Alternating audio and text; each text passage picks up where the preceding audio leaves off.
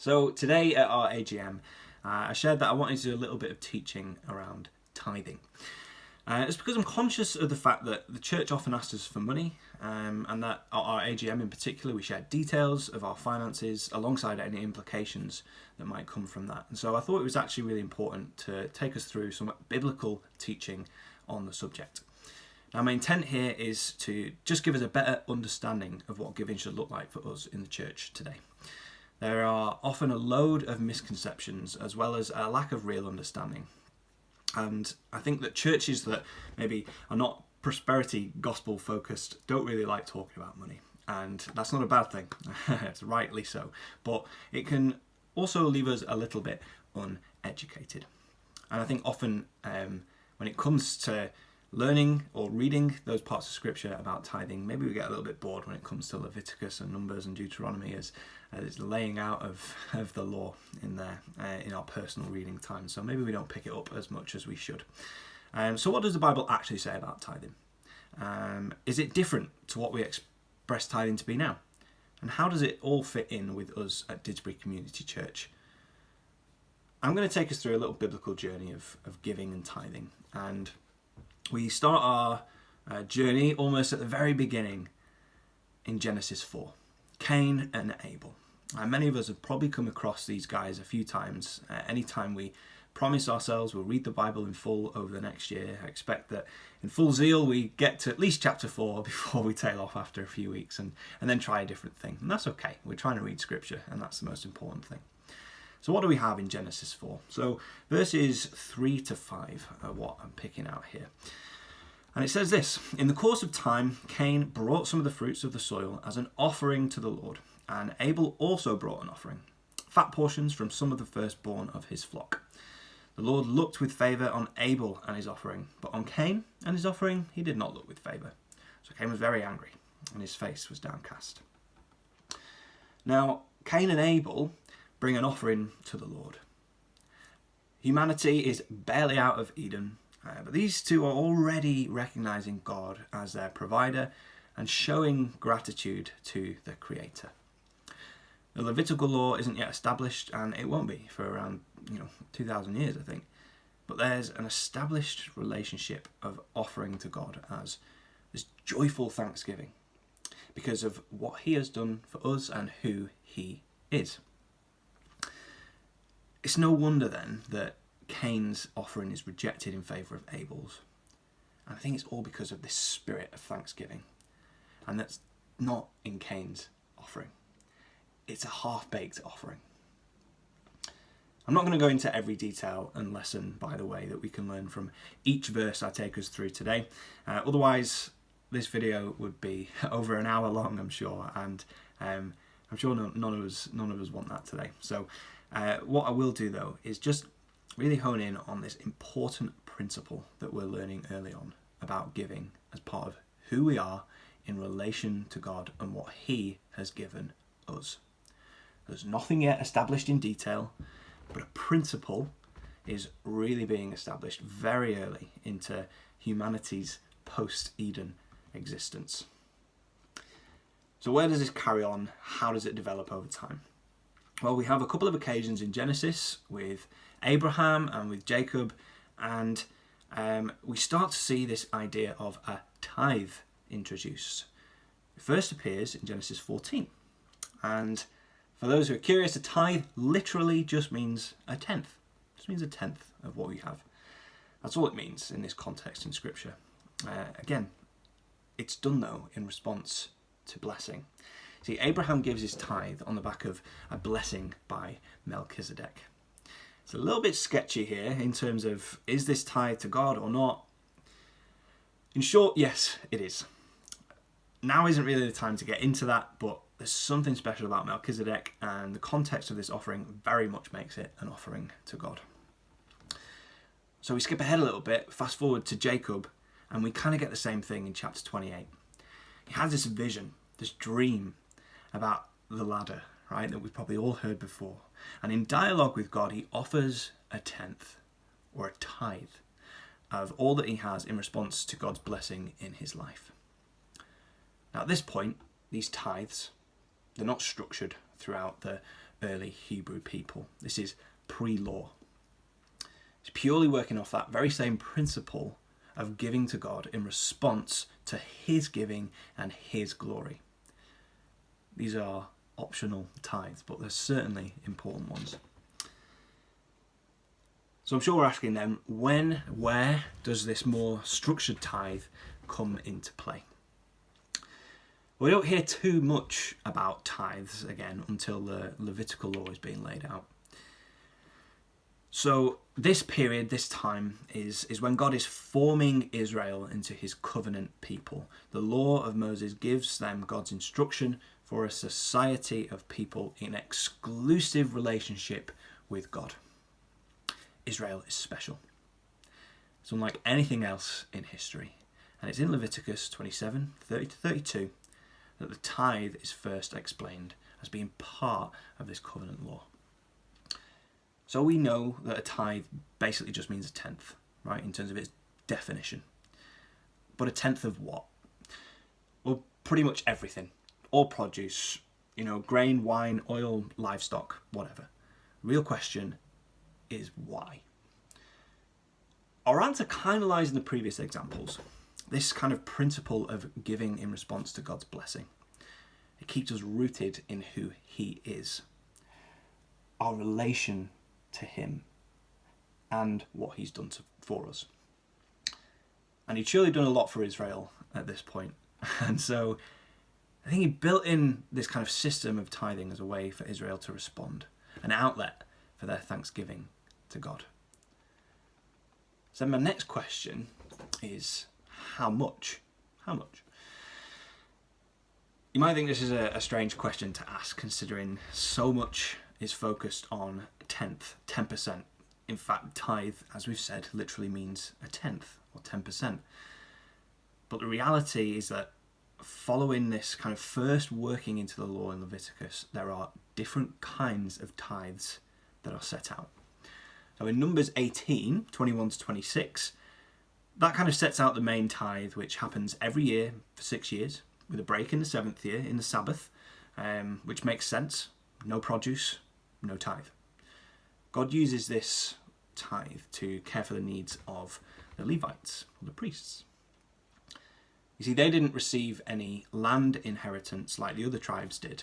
Instead, their needs were always met by the tithes. And then there's another tithe, which was an extra 10% for 4 years out of the 6 years in that cycle. Now this tithe was a little bit different, and it was kind of actually used for celebrations. This tithe was set aside almost like a savings account for feasts, so that everybody could participate in celebrating with family, community, and the Lord. Finally, we have a third tithe. And this last tithe is a poor tithe. A tithe of what is left of all the produce every 3rd and 6th year. This tithe is for the poor. It provides food and finance for the widow, the orphan, the refugee. And all of these can be found in Deuteronomy 14, 22 to 29. When you think about it, these tithes kind of almost sound like taxes. People gave a tenth, multiple tenths, really. So we're looking kind of probably more like 20+%, which God used and instructed to be pumped back into Israel as a way of balancing material needs. Now, it isn't quite a tax because there is certainly this kind of holy element to it, but the tithe was transformed into law as a way of sustaining the people of Israel. Given to God, but given back. One thing is for sure though, certainly more than just 10%, more like 20+, as we've said. So, this sounds like a good system that's in place, but when does it stop? Well, tithing is not actually mentioned anywhere in the practices of the New Testament church in that sense. Jesus occasionally refers to tithes when criticising the Pharisees, and the writer of Hebrews also refers to Abraham's tithe to Melchizedek for the purpose of a different point that he's trying to make. Other than that, there's nothing. So what can we learn then from the New Testament about the relevance of tithing for us? Well, we know that tithing in this sense is very much a part of the law. The idea of this structured giving of 10% and the rest is the law. Now, the law is not bad. The law is good.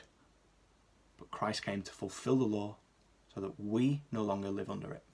I think that's a pretty clear indication as to why we maybe don't see this system of tithing in the New Testament church. They aren't part of Israel as a kind of covenant society with God. Things have changed. God has a new covenant with his church, and it's through the blood of Christ. These, frankly, pernickety maybe, details of the law were no longer applicable, and they're still not today. So perhaps then, maybe we don't need to give it all. Tithing's no longer for us. It's great news, right? Well, before we give our wonderful treasure a heart attack, I think I'm going to stop way short of that conclusion. We just don't give in the same way.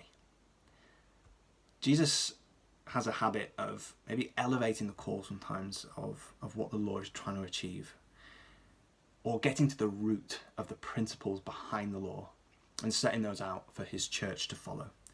We've seen it before. He's done it with forgiveness, with divorce, and all sorts of other things. Can we remember how far back these principles go? Cain and Abel. Abel's offering was acceptable to God because it was given generously in response to who God is and what he has done. I think this is the kind of principle that we're looking at in the New Testament church. So it's no surprise when it's applied in 2 Corinthians chapters 8 and 9, which are kind of the main passages that I've used in the New Testament to kind of talk about giving and in my research. I'm not going to go through the whole chapters with us here, and that'll take far too long, but there are 2 whole chapters of Paul's letter to Corinth talking them through about a collection for the church, and specifically for the poor and oppressed church in other areas of the world. First, it's important for us to note that this is a type of giving which is important for us to partake in as Christians. Second, it's important to note that elsewhere in Scripture we see another necessary provision from the church is for their pastors and teachers according to their needs. This little last phrase here is very important. Not beyond their needs, according to their needs. No prosperity gospel going on here. Offerings of the church are for ministry and support. That's no different today. Practically, the local body of believers gives in order to support pastors, teachers, and ministry to the poor, the sick, and the lost, just like the early New Testament church. But in terms of the principle of giving for the church, now that we don't have the tithe to kind of give us a strict percentage to work from, Paul is pretty clear in 2 Corinthians 9 verse 7 on how we're to approach our giving. And he says, each of you should give what you have decided in your heart to give, not reluctantly or under compulsion, for God loves a cheerful giver. Now there's loads more in there if you want to have a read, but the reality is that our giving is done in a spirit of generosity from the heart, much like that first accepted offering from Abel and the first tithe from Abraham as well. It isn't based on a law passed down to us. It's based on what is in our hearts. For some of us, it might mean less than 10%. For some of us, it might mean a lot more than 10%. We give generously according to what God has given us, which Paul also emphasizes this part in 2 Corinthians 8. It's based on our means. It's based on what we have. Some of us have little, so we can only give a little. Some of us have more, and so we can give a bit more. If you want another church example of giving in the early church, then have a look at Acts 2. They just came together, sold everything for the sake of the church, and shared their possessions out equally. It's quite radical, right? But it's this spirit of generosity, this principle of generosity that we have. But it's within the means of what they have. Now, I don't want to kind of beat us down for maybe working on from 10% if we are. Right? It's not a bad principle. After all, we know the law is good. It helps maintain some equality between people. It might help us maintain some consistency in our giving. But the reality is we shouldn't be hung up on it. Not being able to afford 10% shouldn't make us feel less worthy. Only giving 10% when we can afford more shouldn't make us feel like we've ticked the box. Tithing, in the old sense, is not a requirement of us anymore. But if we're to call tithing maybe in today's culture, language of church, just a general descriptor for generously giving according to what we have been given by the Lord, well, that's what we're now working from.